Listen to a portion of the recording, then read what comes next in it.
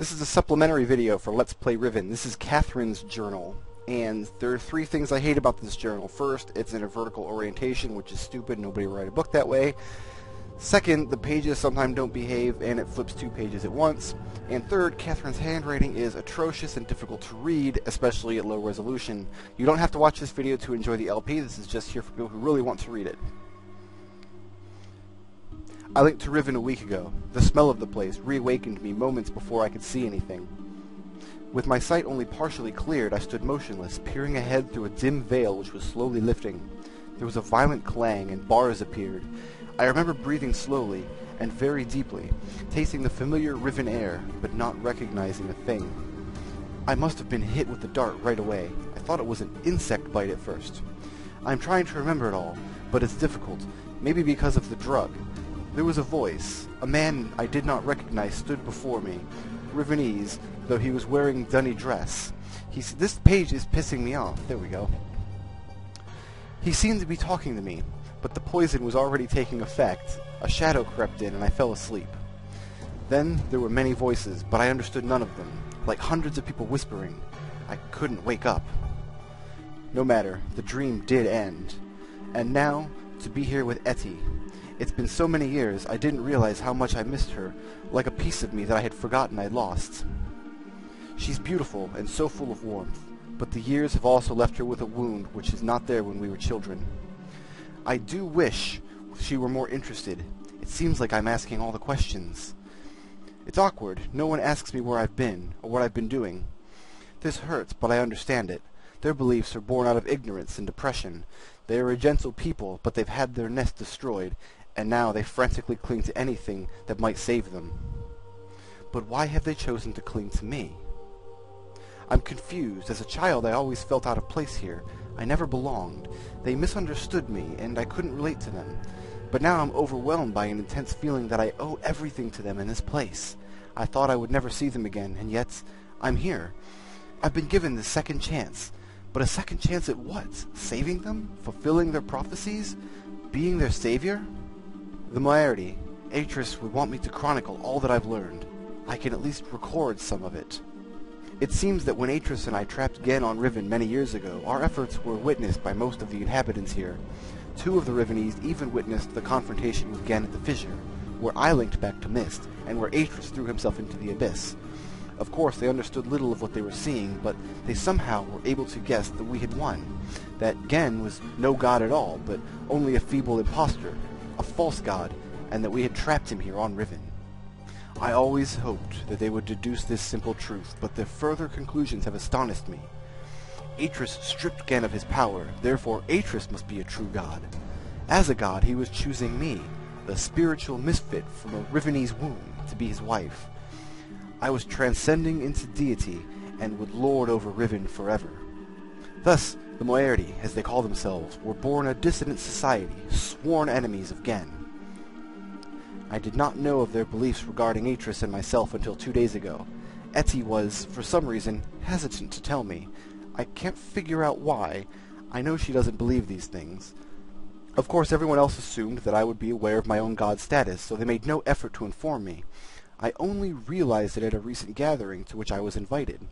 I sat at the front of a dimly lit and crowded cave as they told a mythical story of my own life, acting out the battle between Atris, myself, and Gehn at the edge of the fissure. The events had been exaggerated into grandiose proportions. It was offensive, but I was unable to stop it. I was unable to break the illusion, which is the very foundation of their hope and purpose, and which has given them courage to band together and rebel against Gehn. Since then, I've learned of other doctrines and beliefs that have evolved, the most disturbing of which is the conviction that one day I would return to Riven to free them. Some believe that I will overthrow Gehn. Others believe that I will bring them to paradise. I don't know how to deal with this. I fight myself. I love these people, my only real kindred, but they will not love me as an equal, which hurts me. I would rather be their slave than their master. Over the years, as Gehn's power has become greater and greater, the Moiety's numbers have grown, and they have become more and more adept at hiding themselves. They now live in a complex network of caves that he has still not discovered. The Moiety, for the most part, have completely severed their relationships with any of the Rivenese that chose against joining them, but I hope they've not sacrificed vital links in order to remove the cancer. Even Father and Enant are still on the surface in Gehn's domains. I long to see them, but a dimness shrouds Etty's face every time I've mentioned them. Since this break took place, they have interfered with the surface in superficial ways, occasionally sabotaging one of Gehn's constructions or stealing food from the villagers. They wear strange masks and costumes during their short forays to the island surface, and they take their regalia very seriously, refusing to be seen by anyone outside the Moiety unless they are properly attired. They get much pleasure out of the fact that those on the surface are frightened by these costumes, calling them evil spirits or ghosts. It was during one of these expeditions that they fortuitously rescued me from one of Gehn's guards when I first appeared on the island. Otherwise, I'm sure I would have been delivered to Gehn immediately. I've no doubt that he's now searching for me. Of course, I am now aware that I was fooled. Atris is not here. I was at first devastated by this realization. Now I'm thankful. He would be in extreme peril here. Also, there's a quiet inner voice, an echoing remnant, that wants him far away. I have just witnessed an age dying, gasping its last breath. Today I ventured to the surface to see what had become of the island. I hoped it would not be as bad as the Moiety had reported. It was worse. They have become slowly accustomed to its steady decay, but I was devastated. The lips from which the kiss is wrought, his fallen words, will fall cold breath. The womb from which the cry released has suffered hurt, will suffer death. To get to the surface, we had to travel through a complex series of doors and passages. Before the last of these doors, they offered me a weapon, which I accepted, and then a mask. I held the mask in my hands for a while, wondering what sort of terror it might invoke in the members of my family who still live on the surface. But I also knew I must keep my identity hidden from Gehn's ever-vigilant eye, so I accepted it as well. Then, together, we swam a short expanse and emerged out of the surface of the ocean under a rocky overhang. The harsh sunlight made my eyes sting, but the fresh, rich air was exhilarating after these past weeks in the dank caves. The two men with me were silent, communicating only with hand signals. The three of us emerged from our hiding place and made our way to the top of the plateau. At the edge of a thick and overgrown area of forest, they stopped, peered through the foliage for a moment, and then turned to me as if waiting for my command. But could not respond. In fact, I felt it difficult to move. I was smelling, hearing, and breathing my youth. This swept over me in a matter of seconds, but in seconds more, all feelings were gone. There was numbness. We did not stay long on the surface, but it was long enough to see the worst. Riven, which was once one island, has split apart into 5 distinct pieces, about half a mile apart. 4 of these have been claimed by Gehn as his exclusive domain. Only his ministers and personal militia are ever allowed access to them. From my vantage point on the edge of the forest, I could see 3 of these islands. They are stripped of their former beauty and are riddled with Gehn's self-absorbed constructions. The Moiety rarely visit these closely guarded places. There is another island which I could not see, as it had evidently crept away to a terrific distance. The Moiety are very unclear as to what exists on this island, except for the fact that they know it is where the Great Temple used to exist. The forest is located on the island that the surface dwellers and the Moiety still refer to as Riven, but they also still refer to the entire world as Riven. This island is where the village is, which has changed dramatically. It is also the one remaining presence of the people, though Gehn's influence can be seen everywhere. Of course, I know the reason for the fracturing of the islands. The Moiety do not.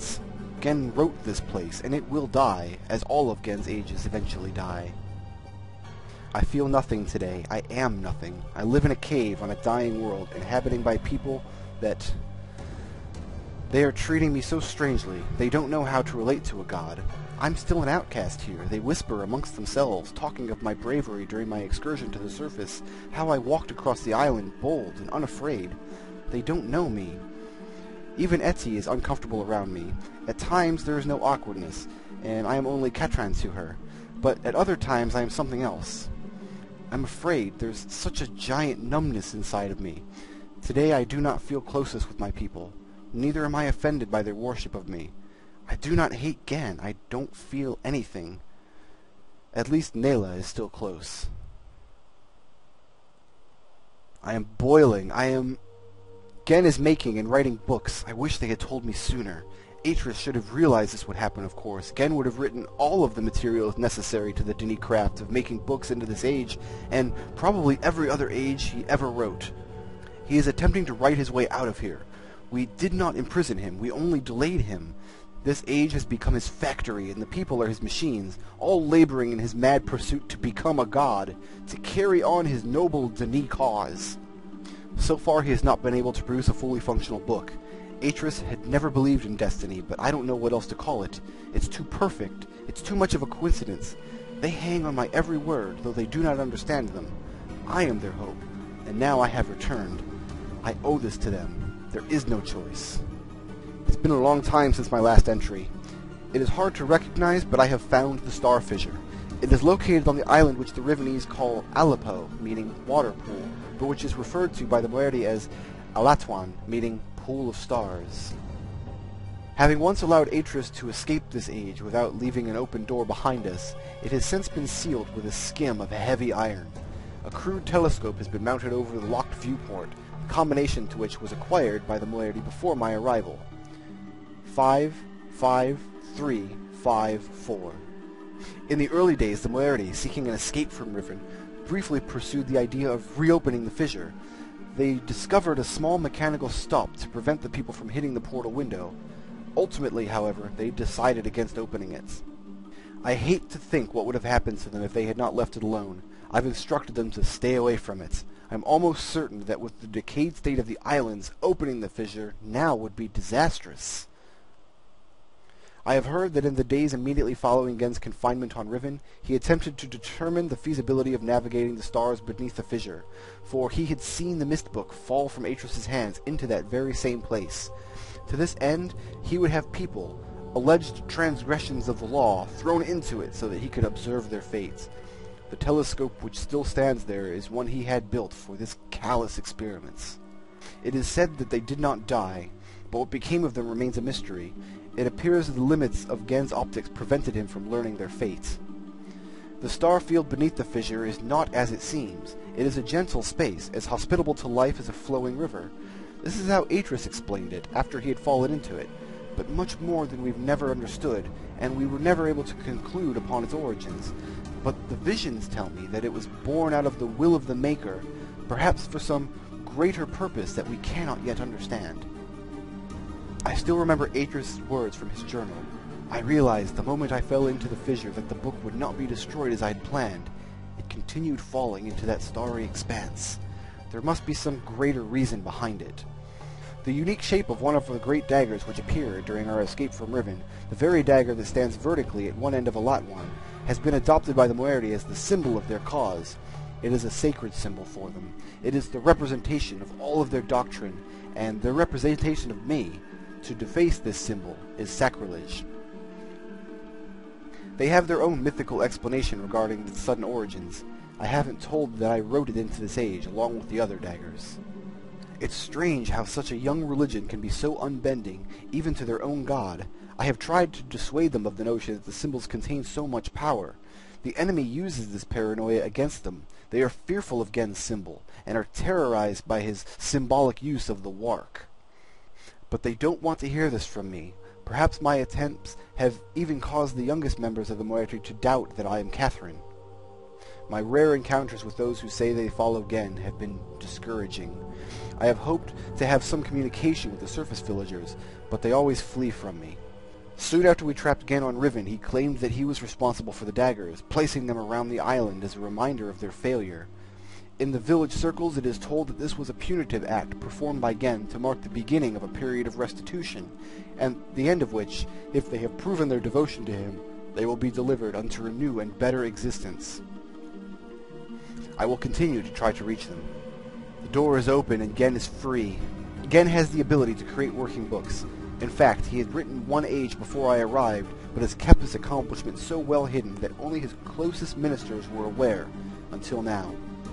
I'm not sure. Perhaps he has written others. Other news. A few years ago, before the Moiety were forced into hiding, one of them managed to steal what appeared to be a test book that Gehn had intended to destroy. It had been partially written, but it did not work. They didn't tell me about it until now because they thought it was useless.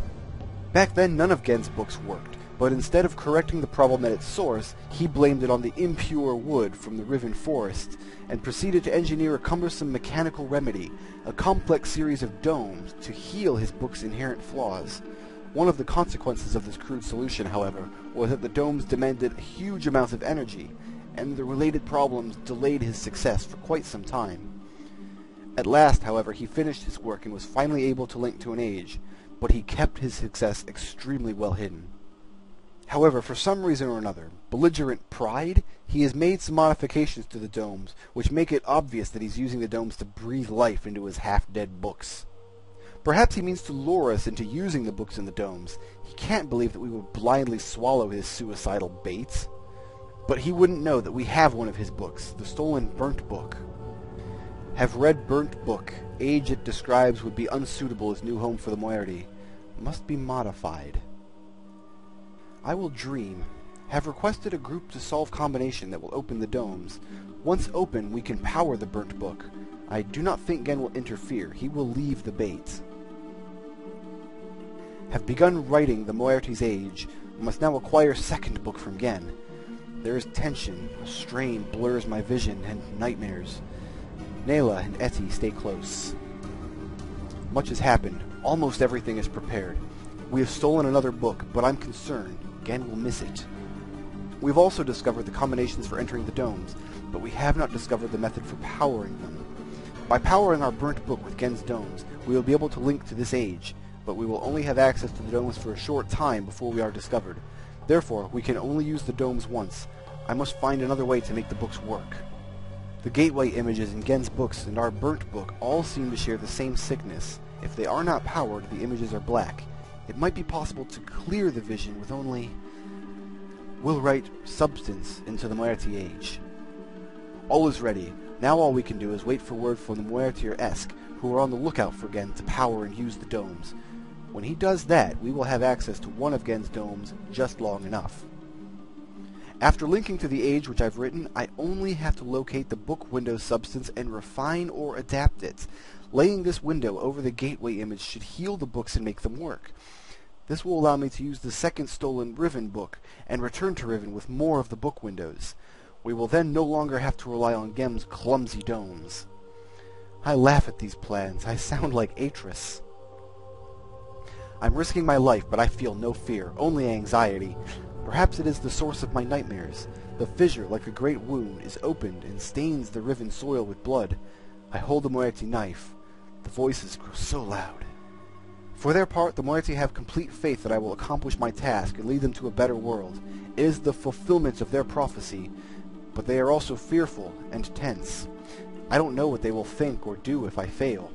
It is done. It seems too good to be true. I feel like it's all still a dream. We have already evacuated all of the Moiety into this new age. It is beautiful, and I am pleased. At last my people will live in safety and comfort.